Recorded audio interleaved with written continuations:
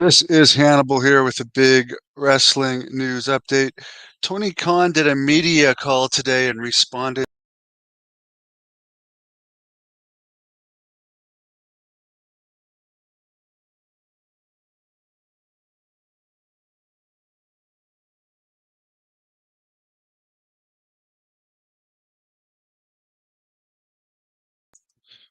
Sorry, I lost my feed. I am back. Tony Khan did an interview today and responded to the Oklahoma State Athletic Commission that issued a warning regarding Nyla Rose filling out an application as a female when they thought that was untruthful and she should have filled out an application as a male.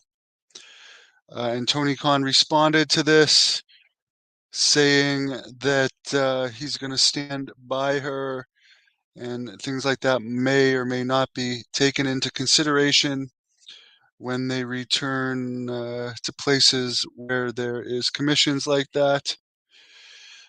And as he claimed that he was unaware of the issue and didn't think AEW or Rose did anything wrong and was disappointed in their stance. My thing with that whole situation is Nyla Rose even over? Or does she only have a job because she's transgender? And now I think this whole situation even gives her the job for life even more, because if he were to release her because she's not over and they have a bloated roster, that they could say, oh, well, it's because of this commission state, this whole commission stance. So I think Nyla Rose, despite not being over, I think the only reason they hired her to begin with was to get a buzz. But to be honest, there's so many better women in the company, and their roster is just so overflowing with way too many talent. It's actually almost impossible to follow. Apparently, they're merging their trios AEW six-man belts with the Ring of Honor six-man belts. Yes, there was two six-man titles in the company, which you could say they're separate. However, they tape Ring of Honor at AEW shows, and it's a lot of the same wrestlers. And other comments that he made was the rating that they got, which was their best rating in a long time for airing the CM Punk versus Jack Perry footage. Said showed that it had a lot of intrigue. It'll be interesting to see what their rating is for Dynamite yesterday for Claudio Castagnoli or whatever his name is. Good wrestler, no issues with him. Just forget his name. And the other guy, Will Ospreay. I don't think they're going to have as high of a rating this week. Um, I think it was a 0.27 last week, and they had been doing 0.23s. The other Nick Khan, which by the way, the rumor for WrestleMania 41 is it's supposed to be in Minnesota, which hasn't been made official yet. Nick Khan did an interview saying that the outdoor stadium shows on the East Coast in early April aren't going to happen again, and they're not going to do WrestleManias during the final four NCAAs again. So you could expect WrestleMania to possibly be later in April next year. Although I think that Minnesota Stadium, I think that's an indoor stadium. But overall, I've heard numerous times they're going to be doing those uh, those WrestleManias later in April rather than earlier in April. And he also said WWE's pay-per-views, which they now call premium live events, since very few people buy them on pay-per-views and it's mostly subscription based.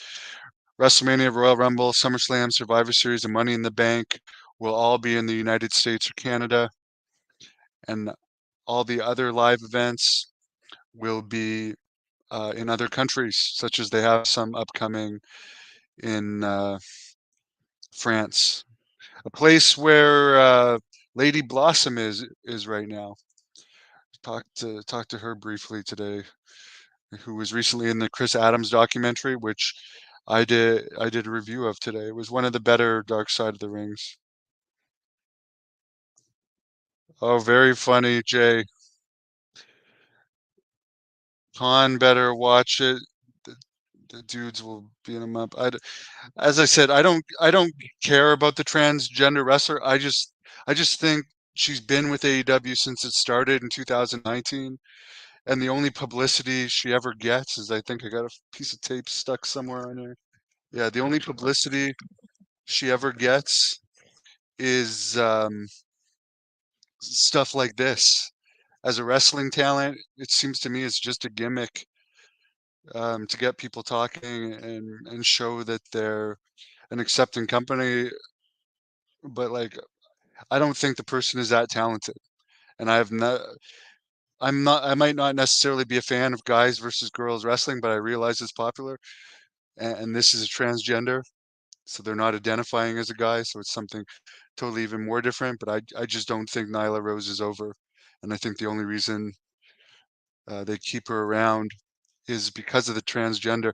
If I'll never be in charge of AEW, I don't have a multi-billionaire father that lets me spend it on wrestling.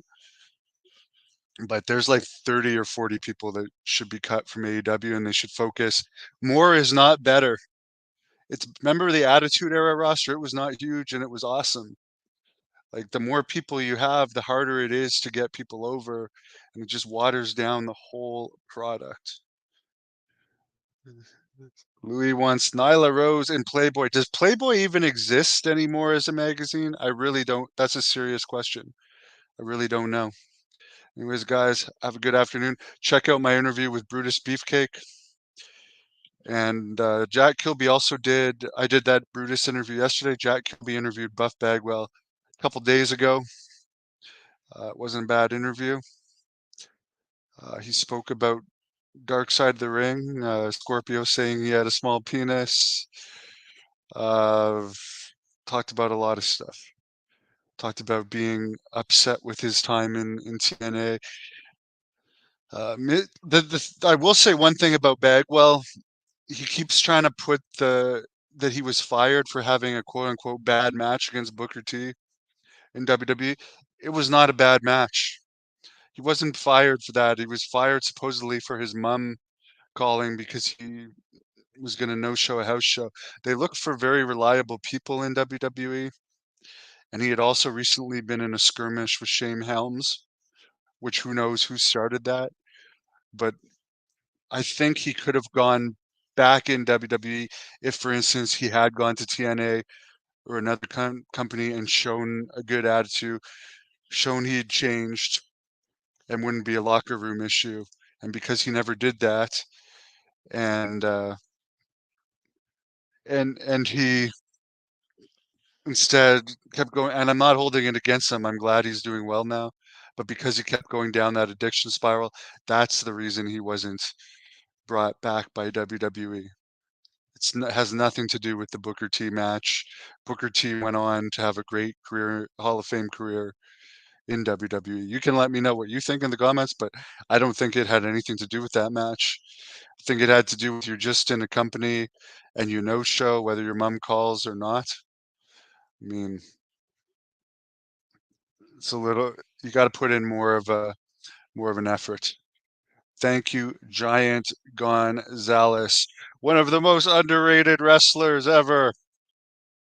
Thank you for checking in from the grave.